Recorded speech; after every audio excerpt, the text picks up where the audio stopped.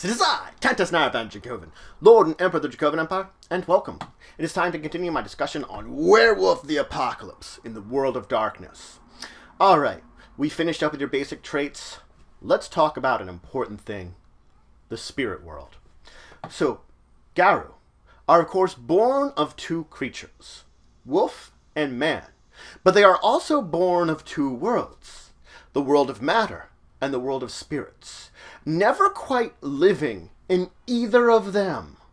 There's mystery and wonder deep within the worlds of the living, our world, the world of matter, but even more so within the spirits worlds, mysteries and strangeness abound.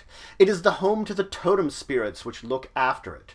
There's also dark forces at work there, twisted spirits.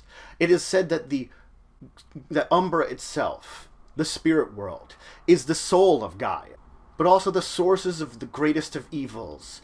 Basically, there is both great spirits that protect the Garou, and great monsters which may seek to tear them apart.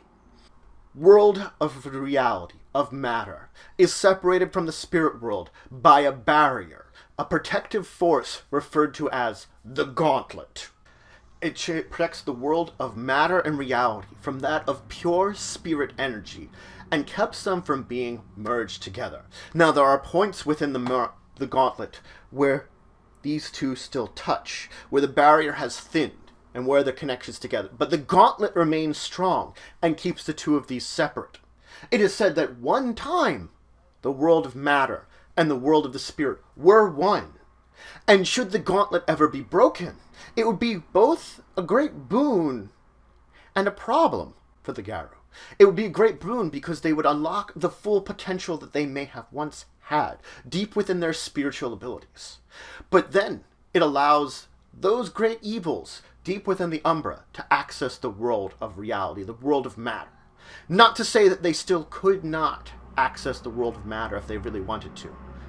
It's just they would no longer have to cross the gauntlet in order to do so. This is not to say that there are some Garou that would seek to break the gauntlet, and to have the Umbra and the realm of matter be once again together. Now, the fact is that there are portions within the Umbra of this mysterious realm that function much like we do in our realm here, with similar rules and constraints, but there are places deep within the Umbra, sub-realms, small pockets that have their own rules, own physics, own ways that are far beyond the ideas of what we would refer to as reality, that they work completely differently, beyond our scope of understanding. Pocket dimensions. There are also some places where senses are inverted, or changed, or switched around. You never know what you're going to encounter within these pocket dimensions and places within the Umbra. Whether the physics you understand remain the same, or your senses remain the same. Perhaps now you see with your ears, and smell with your eyes, hear with your nose. These reality-shifting events can easily occur within the depths of the Umbra. Now, there are many views based upon the Umbra, deep within Garou society. Different groups view it differently, and the natures of it, and how it reflects the natural world of the realm of matter, how it connects to that directly. But regardless, it is known that powerful effects deep within the realm of matter can have reverberations into the Umbra, especially in the near Umbra, the places where the bridge between the realm of matter and the realm of spirit are closest. These places, the reverberations can be felt of these powerful effects upon our world. In the deep Umbra, they are rarely felt, though. They are rarely even understand why something should happen within the realm of man. There we are far beyond the connections which do exist still. It is the realm of spirits. And these spirits can either be helpful and friendly, or hostile and dangerous. In a way, it is seen as the creatures here are both unnatural and supernatural. Natural to this realm, but supernatural in the way that we look upon the reality itself, with the mannerisms of matter itself. Spirits cannot manifest in our world. They are made of spirit stuff, which does not exist within the realm of matter in the way that they would exist. They must be bound to things like fetishes, or certain creatures or individuals in order to enter into our realm. This isn't to say that very powerful spiritual creatures could manifest themselves upon our world by sheer force of will, tearing themselves in without having to worry about being connected to a creature, an individual, or a totem, a fetish. They can just tear themselves in and arrive should they really want to.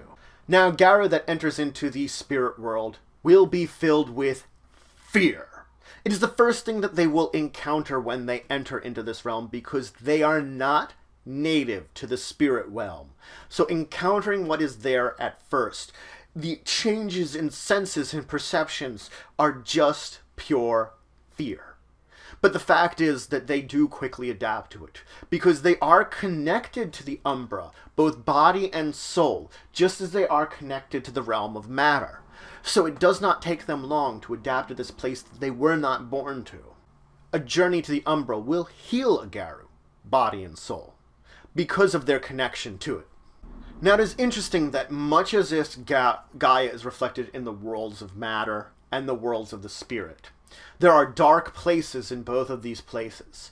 The fact is that the Garou are protectors of Gaia, and they protect both the places of light and places of dark. There are blemishes upon our world that have always been there, that have always existed, places of darkness within Gaia itself.